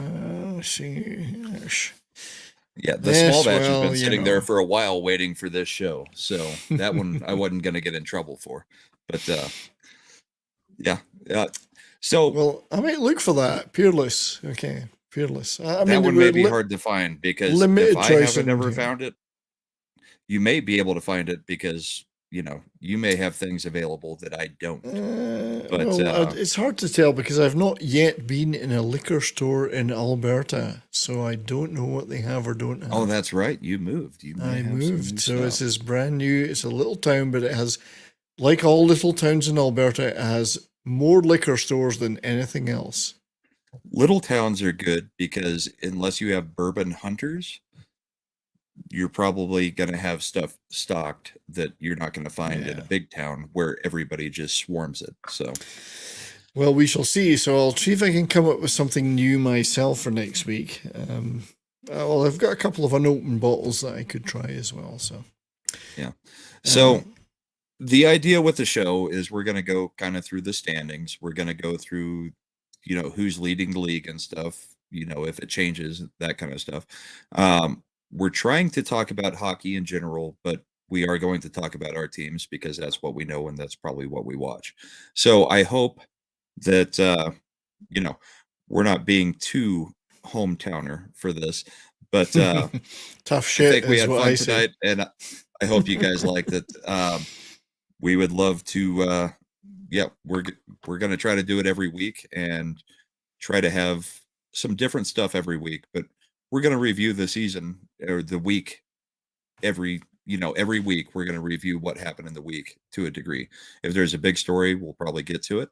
The rest of the time, we'll be talking about standings and talking about our teams and things that are happening that are standouts for other teams. And we will have a drink of the night, or each of us will have a drink of the night. We will definitely be drinking. Let's put it that way. And I think also, Brahma, thanks for summing that up. Great summation of the show. We're also going to probably have the odd clip of like ugliest hockey players of all time, best hits of all time, best fights of all time. We're going to start to bring that into the show as we go. Yeah. We want to make hockey fans out of people. We do. It's the best sport ever. I don't favorite. watch, and it's soccer. the only one that's not fully woke at this point. That's right. There has been a little bit in the past couple of weeks, but they tried to go there, but they're not. They can't quite get there all the way. But I don't like. I grew up watching football, soccer as they call it here. My local team, Hibernian in Edinburgh, I used to go to those games since I was a little kid. Go to those games. I never watch that sport now. Couldn't care less about it. It's fake. It's gay. GHEY. The rolling around on the ground after the slightest touch, doesn't do anything for its image. Hockey. Have you watched Welcome to Wrexham at all? Yes, I have, and Ryan Reynolds is thinking of buying the Ottawa Senators. Yes, he is. And I hope he does. That would be hilarious.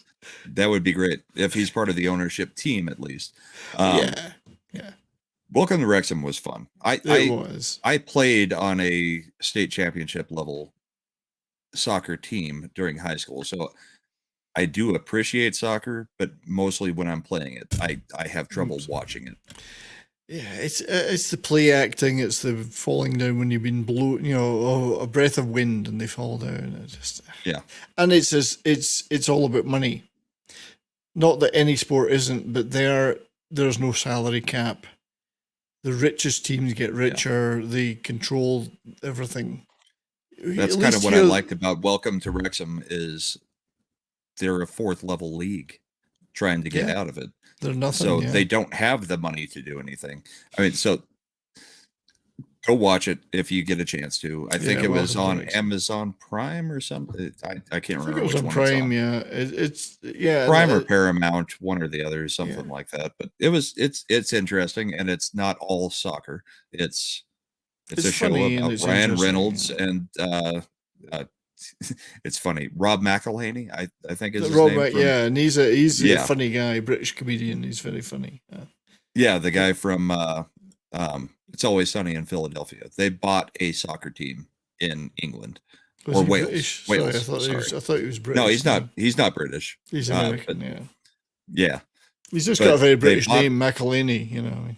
McElhenney. Yeah, but they bought a team in Wales, and they're in the fourth. And not league. just in Wales, but in a very, very quiet part of Wales. Like Wrexham is like nothing. It's like the tiniest. The oldest soccer stadium ever, though, is what they're famous for. So the town is very much into it. I don't know how we got on soccer. I think I screwed that up. But the point is, soccer is shit. And Hockey is great. Yeah, true. We got one more on the Rumble Rants. Darius Munchausen. Small match friends are best. Thank you very much, Darius. Thank you guys all for the support tonight. We've had a great time. We hope to make this a thing on Saturday nights. We saw an opening for sports and saw an opening on Saturday nights, and we can do a weekend review and we can talk hockey. So hope everybody had a great time. Yeah, I hope so. I'd really like to thank everyone for being here. We've had a fantastic chat tonight. A lot of our friends and a lot of great people. Too many to mention by name. But thanks for being here, and we're going to keep doing this simulcast thing. It's a weird thing, but it is. It's working, man. It's working. It did work. So, Brahma, my friend, I know you're going to have a really busy week. So, could you tell us about some of those great shows that are going to happen this week? Oh, we've got an amazing week coming up on the Dick's Division stuff with Comics Division. Go to his channel Monday night. We've got our usual Yelling at Parked Cars pre-election. Then Tuesday night, we're going to have a fantastic election stream. We've got a ton of guests lined up. We've got Brandon Morris. We've got Kerry Smith. I think Krigler said on FNT that he might be able to stop by. That's going to be fantastic. We've got the Shagsworth, and we've got the usual Dix Division guys there, and we are going to break that down as much as we can all evening, starting at 8 o'clock Central, I believe, the normal time for Comics Division shows, and we're going to go late, most likely. We're going to try to get that all the way until we have some answers. We understand that Joe Biden has told us that, we won't have votes counted for maybe I believe 5-6 it's going to take 6 weeks, isn't it? Yeah, but I mean, we used to be able to count them in a night. So I think we're only going to have a few races where there's, funny stuff that makes it take multiple days. Pennsylvania. Georgia, a few others. Yeah. But we're going to cover all of it, and it's going to be fantastic. And then we will have a Thursday night throwdown as usual, also on Comics Division's channel. And it's just going to be a great week. So everybody go check those out. The election stream, especially. I know there's going to be a few options for that, but we're going to make it fun, and we're going to bring you some stuff that you won't see on the other ones. So have a great night, everybody. Thank you for coming, and thank you for all the Rumble rants. And yeah, Brian, this was great. Happy to be here. Oh, thanks, mate. Glad we're doing this. Oh, I'm so glad we're doing this too. Yeah, it's been a lot of fun. We've planned this for a while, thought about it for a while. This has been great. As for me, and I'm looking forward to all of those shows, and I will be in the chats banning everyone that I can possibly do as a moderator. So you're all fucked. No, not at all. It'll be a lot of fun. I'm looking forward to watching all of those, and Tuesday night's going to be fascinating. It really will be, I think. It will be, yes. It's gonna be a tipping point in U.S. history. Is something going to go crazy, or is it going to go the way that it's supposed to? Well, I hope it'll be a tipping point in world we're still on history. YouTube on your side, so. Oh, we've said nothing controversial. I hope it'll be a tipping point in world history, but let's put it that. Let's, yeah. But I'll be there helping out and watching those. So as for me, c'est moi. I will be having on Monday at 3 p.m. Mountain Time. My It's Only Talk and Roll show will return after my little moving hiatus, and we'll be having a 600 subscriber celebration, coupled with a Welcome to Alberta celebration. So the less cucked part of the maple curtain. So lots of people have been invited. I expect there are going to be a huge number of people going to try and get on, and I hope they all do. I've had such great support on YouTube that it's very touching. So this will be I think we'll have some fun. We're just going to shoot the shit. There's no theme. It's just a celebration. So Monday, that show's 2 p.m. always fantastic. Well, indeed. Always.